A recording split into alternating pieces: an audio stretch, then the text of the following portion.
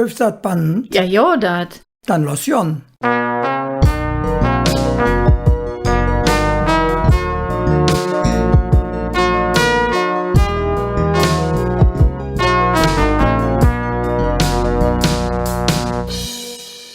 Tag zusammen. Wir begrüßen euch ganz herzlich zur ersten Folge von unserem Podcast.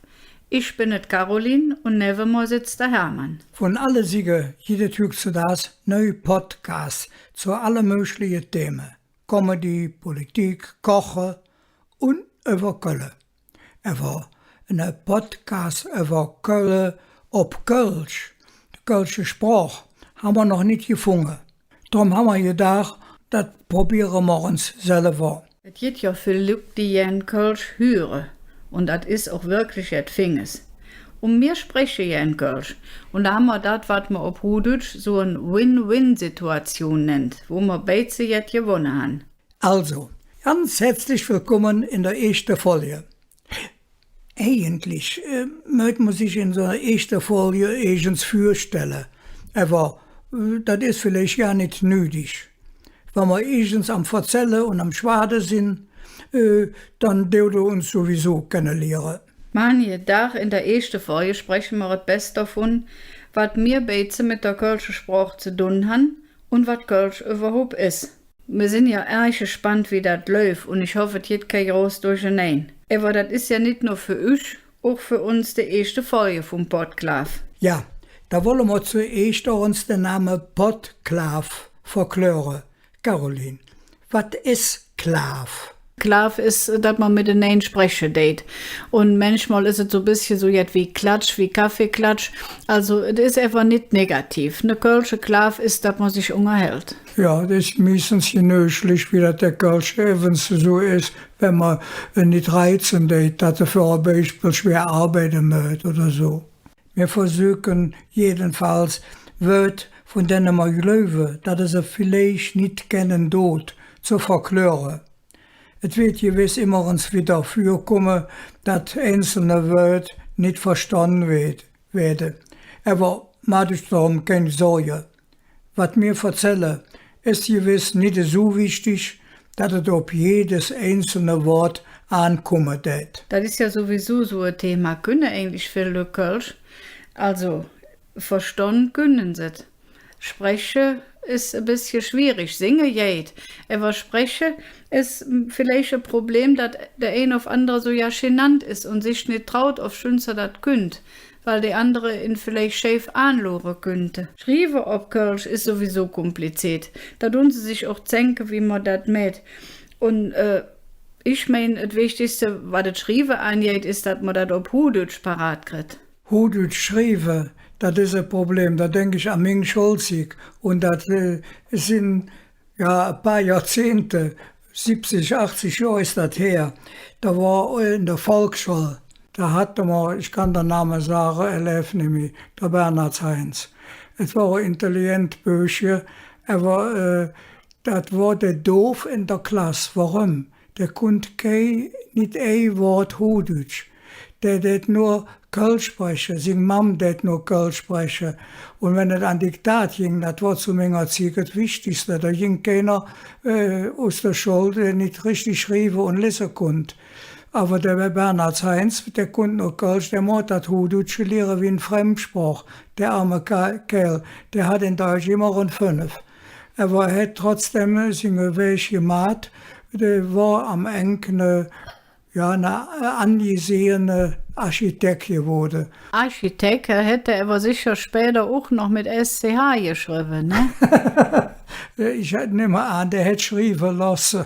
Ich kenne eine Jod, studierte her, der sagt, ich mache Fehler beim Schreiben, aber das ist nicht schlimm. Ich habe eine Sekretärin, die kann original und Jod und fehlerfrei mit Kommata Hochdeutsch schreiben. Aber es gibt natürlich wirklich Probleme, wenn man dann sieht, der ist fröhlich und das Kind schrieb, weil es geholt hat und schrieb das dann mit SCH, dann ist es arm dran. Das ist ja wieso in meiner Generation, 30 Jahre später, ob der Straße der Ältere auch mit der Pens kein Kölsch mehr geschwart haben. Sie wollten, dass die Pens in der Schule kein Problem hatte und dann haben sie es sehen gelassen und das bedeutet, dass die Mädchenmenschen das überhaupt nicht mehr richtig sprechen können. Ja. Ja, ich habe nicht erste Kölsch noch an der Eilstein Sports gelehrt. Da haben wir die ersten 7 Jahre, die ich gelebt habe, gewohnt. Mein Vater war eine einzige Kölsche und da war das kein Problem. Aber meine Mama hat aufpassen, dass ich daheim nur Hochdeutsch sprechen darf, damit in der Schule später, und das war ohne Sinn, kein Problem hat. Das heißt, du hast ernsthaft Hochdeutsch geschwart? Oh ja, und das kann ich auch heute noch. Ich kann ein gutes Beispiel geben. Ich war, ja, da war ich als Erwachsene und voll im Beruf drin. Da war ich in der Nürnberger Jäger, also bei der Franken. Und da war ich bei einer Gesellschaft, das waren so 10, 12 junge Leute, und haben mit denen den ganzen Abend gesprochen und habe mich dann bemüht, mein Hochdeutsch zu sprechen, so gut ich es konnte. Und im Laufe des Abends habe ich denen dann gesagt, ja, verehrte Leute, liebe Leute, wenn ich jetzt Kölsch sprechen würde, würden Sie mich nicht mehr verstehen. Darauf sagt einer von der jungen Lück, ach Herr, machen Sie sich keine Gedanken, ich verstehe Sie den ganzen Abend schon ganz gut. Und der hat gedacht, ich hätte Kölsch gesprochen. Ja, so schön's an. Ja, da denken sie ja höch auch noch. Manchmal einfach so ein bisschen melodiös und dann wird das alt Kölsch. Dann tun sie so ein bisschen singen, aber man sieht ja, das wird ja keine Dialekte, ich höre ja auch noch die anderen Wörter dabei. Wenn einer meint, die hochdeutsche Wörter einfach nicht Kölsch auszusprechen, dann geht da doch keiner. Für ein Beispiel, aus einer Mücke einen Elefanten machen. Kann ich auf Kölsch sprechen, aus einer Mücke einen Elefant machen. Aber der Kölsche, der das ja nicht sagen. Der Kölsche, der sagen, der mäht aus einem Fuß einen Donnerschlag. Das ist das Kölsch, wie wir es dann kennen. Und das ist auch viel schöner, ne? Deshalb finde ich es auch so ungerecht, wenn man dann sagen will, die Leute, die täten so ein Museumskölsch sprechen. Museum, das ist halt direkt negativ, dabei ist das viel, viel schöner. Also du sprichst auch noch Museumskölsch, ne? Ja, ich bin auch alt genug. Ja, dann geht es auch noch das Adenauer-Kölsch. Was ja kein Adenauer-Kölsch. In dem Sinn ist, der Adenauer hat ja gar kein Kölsch gesprochen. Aber seine rheinische Art, die war unüberhörbar. Da jeder das schöne Beispiel. Als Bundeskanzler hätte seine Abgeordnete, die ihn kritisiert haben, dass seine Aussagen, dass die nicht so klar machen tät. Und dann hätte er gesagt, meine Damen und Herren, nur sind Sie mal nicht so pingelig. Das war der Adenauer, wo man sagt, der spricht Kölsch. Nee, aber es war genügend rheinisch, ich habe nicht immer gern gehört. Ich han der als Kind auch so gern gehört. Wann der im Fernsehen war, da han sie mich geholt, weil ich dem sing Sprach so schön gefunden han. Und das war einfach nur schön, weil das so ähnlich war wie Kölsch. Aber das hätte mir als Kind alt gut gefallen. Und wie ich älter war, han ich das dann auch richtig gelesen. Da hielt ja ganze Bücher, was der von sich hier wird. Ich han nur behalten, der eine erzählt, dass da Begräbnis gewesen ist. Und da ist Malheur passiert, da sind die Leute, die der Sarche tragen han, ist der ausgerutscht und ist Kopf über in das Grab gerutscht. Und da die ganze Leute dann, oh! Und der Adenauer soll zu der Witfrau nur gesagt haben, so jetzt jedet. Das ist doch eine schöne Verzähl, ne? Das könnte ja nicht mehr passieren. Ja, Adenauer war sowieso ein Original, ne? Ich weiß noch, wie der über den 90 war immer noch aktiv. Da wurde in Köln verzahlt, der Adenauer ist es aus dem Alter August, wo man sterben deit.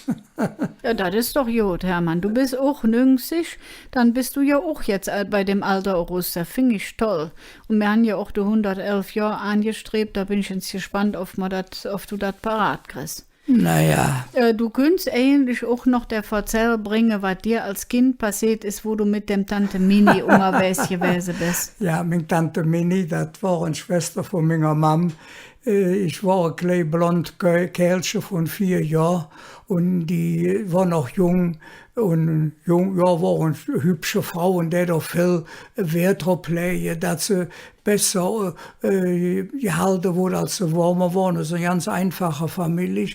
Und da hat sie mit mir ganz stolz auf der Husstraße spazieren und die ganz, und da blieben wir auf so einem Porzellanladen stehen. Und dann wollte ich dann mit Tante Mini, wo ich war 4 Jahre, auch nicht blamieren. Da habe ich dann gesagt, guck mal Tante Mini, so eine Kumpfe haben wir auch zu Hause. Da kriegte ich einen roten Kopf, trug mich fort und ging ganz flück wieder. Und ein Kump, ich meine, du hättest mal gesagt, ob die Natur nach Indien, da hättest du hättest du jetzt von Kump geholt. Habe ich das richtig im Gedächtnis? Ja, dat. Nicht von Kumpfe, aber von Kumba. Da war ich in Indien und han da mitgearbeitet in so einem Ashram und da han ich nix von verstanden, was die gesagt haben. Und da han die mir 2 Sachen ob der Tisch gestellt, wo ich mit arbeiten sollte. Das erste war eine Pot, da haben sie gesagt, also ein richtiger Kump, haben sie gesagt, Kumba. Und dann kommen sie mit Gemüse und die Frau sagt dann Uli. Und das war ölig. Ich hatte Tränen in der Ohren. War richtig toll.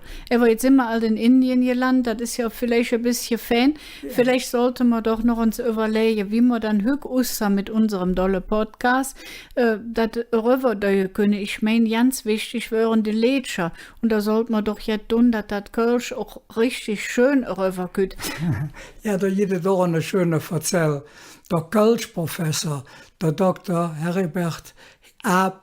Hilgers, wie man so schön sagt, der hat mit dem Hartmut-Preis, man kennt ihn all von der Blackfoes, als die das Lied dann gesungen haben, und das ist in jedem Musikjob, die sagt dasselbe, man kleben am Leben. Da kriegt der Hilgers immer grau Hauen, hat der Hartmut-Preis, Frau Sette Hörens Hartmut-Preis, mir Kölsche sagen, mir kleve am Leben. Ich kleve, du klebst, mir kleve.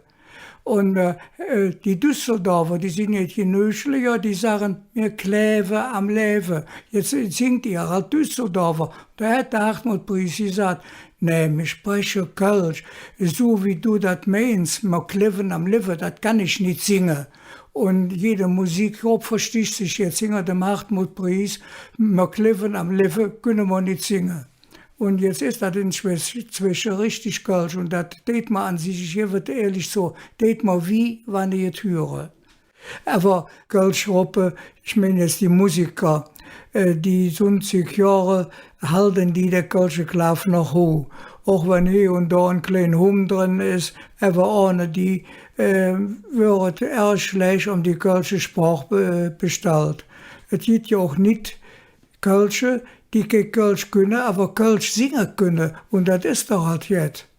Also hören's, wenn man uns hier so Schwade hört, da könnte man ja denken, wir sind so 2 Aale, die nur am Griechische sind, weil das früher alles schön gewesen ist und hüg nit und hüg ist der kölsche Sprach ausgestorben.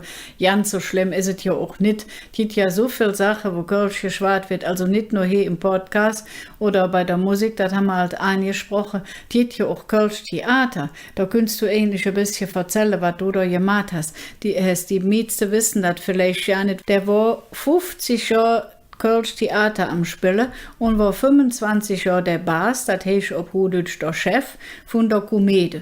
Und Komödie, das bedeutet Komödie und ist auf Kölsch gemacht und da hätte ganz viel Sachen auch für selbst geschrieben. Vielleicht kannst du davon ein bisschen erzählen.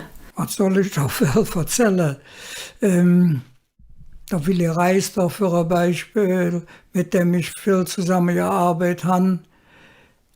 Der hat da zerbrochene Krug von Kleist für ein Beispiel in das Kölsche übertragen. Wir haben auch der Molière auf Kölsch gebracht, im modernen Kölsch, der Tartuffe. Oder, ja, also wir haben nicht nur für Elefants gespielt, sondern auch die Klassiker. Das war der Klassiker, wo irgendwie, du hast so eine ganz fiese gespielt, wo irgendjemand mit der Norbosch gewesen ist. Wer war das? Da war der Dorfrichter Adam, ne? Das war der Dorfrichter Adam, der zerbrochene Krug, der ich eben gewinnt. Dann hätte Willi Reis auf ganz toll in das Kölsche übertragen. Übersetzen geht nicht, man muss es übertragen. Das heißt, die Melodie, die muss stimmen und ja auch die Wörter. Und das hat er prima gemacht. Der eingebildete Kranke, der wurde auch in das Kölsche übertragen. Nee, Moment, du wolltest halt noch erzählen, was der Norbosch für dich gesagt hat, wie du da der fiese Kerl gespielt hast. Ach so, ja, nach der Vorstellung hat der Dorfrichter Adam gespielt, nach der Vorstellung, gut und gut Bekannte ob mich an und sagt, Hermann, wenn ich dich nicht kennen tät, ich tät dich mit dem Hinterteil nicht mehr begucken. So ähnlich hat sie sich geäußert. So schlimm war das für die. Aber das war uns einmal die Rolle. An sich bin ich ein genüsslicher Mensch, ich möchte keine Angst vor machen. Ich han vom Will nur gehört und gelesen, was der einmal sich erlaubt hat.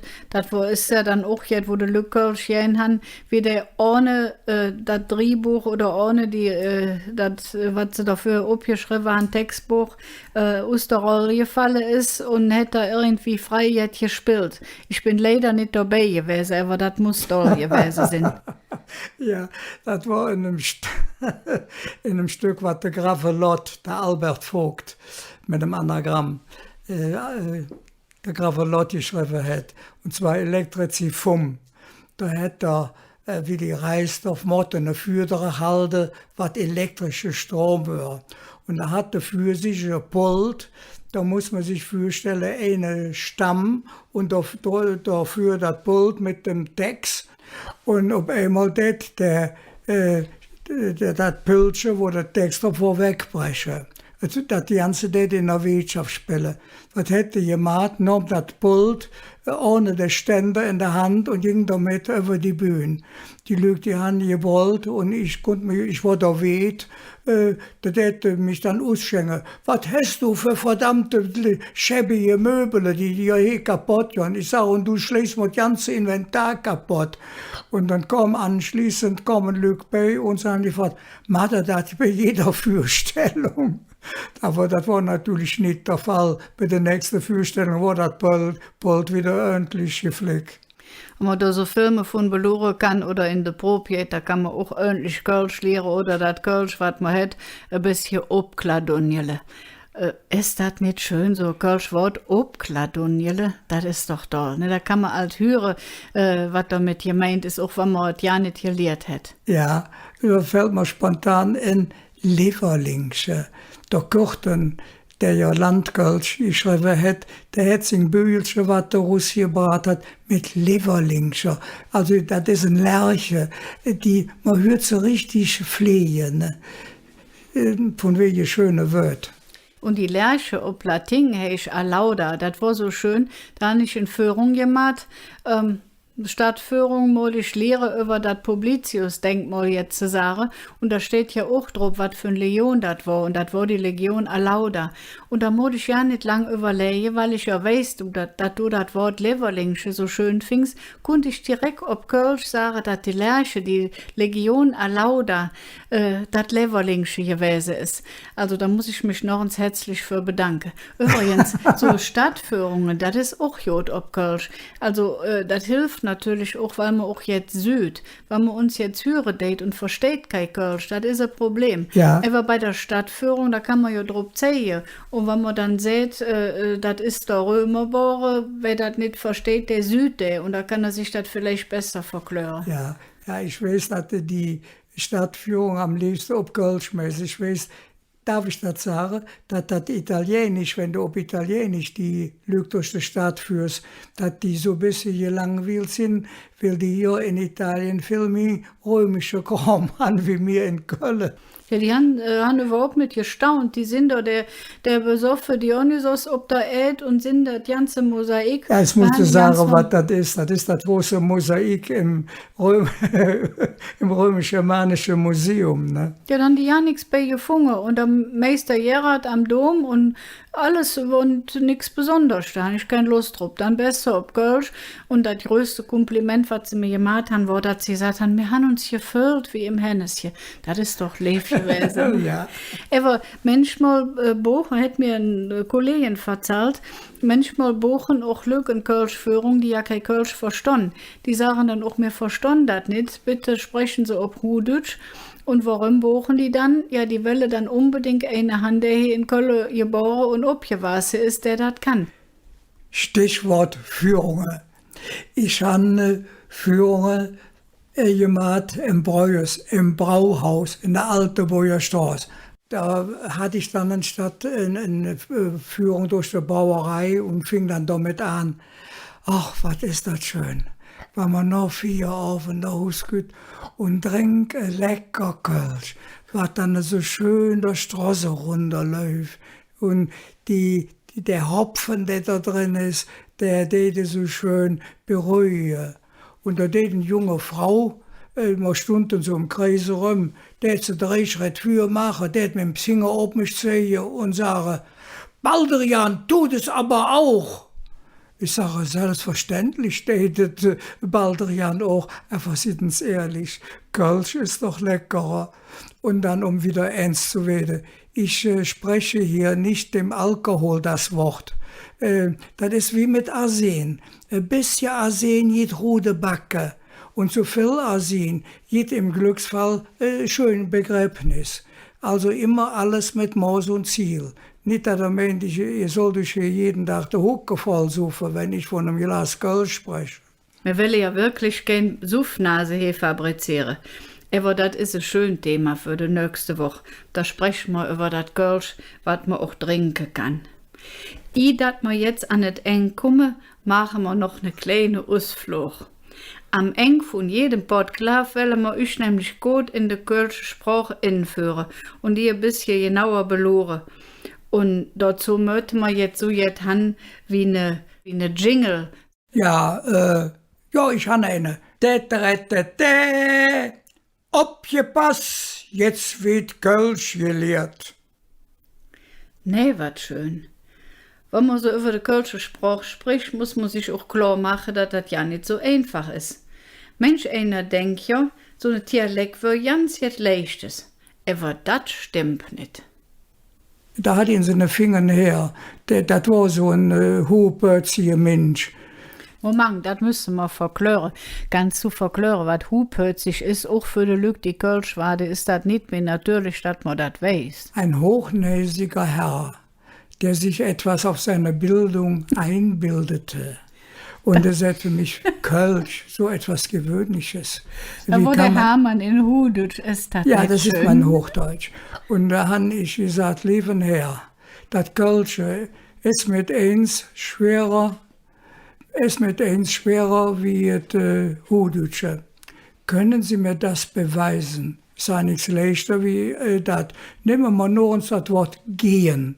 Ich konjugiere es im Präsensindikativ, in Singular und Plural, einschließlich des Imperativ, also Präsensindikativ. Und ich gehe, du gehst, er geht, wir gehen, ihr geht, sie gehen, geht. Ich flöckeliert, warum? Da brauche ich nur eine Vokal, der Vokal E. Wenn ich dasselbe jetzt in Kölsch konjugieren will, benötige ich 3 Vokale, von denen es 2 im Hochdeutschen, 4 Vokale, von denen es 2 im Hochdeutschen nicht gibt. Ich fange an. Ich schon, kurz offen, du jes, jedem Dück, im Hochdeutschen ja nicht, nur im Englischen. Er jet, mir jon, jod, da haben wir halt wieder eine Vokal. Und Sejon. Und der Imperativ im Singular Jank, mehr Plural Jod. So schwer kann Hochdeutsch nicht sein. Nur das Kölsch kann es so schwer sein. Und da war er paff und da hat ihm der Moli Stopp. Mann, also wirklich gelehrt Kölsch ist ja nicht so einfach. Und ihr könntet jetzt auch probieren. Ich schon, du jes und so weiter. Hermann, jetzt könnt wieder Dinge Jingle.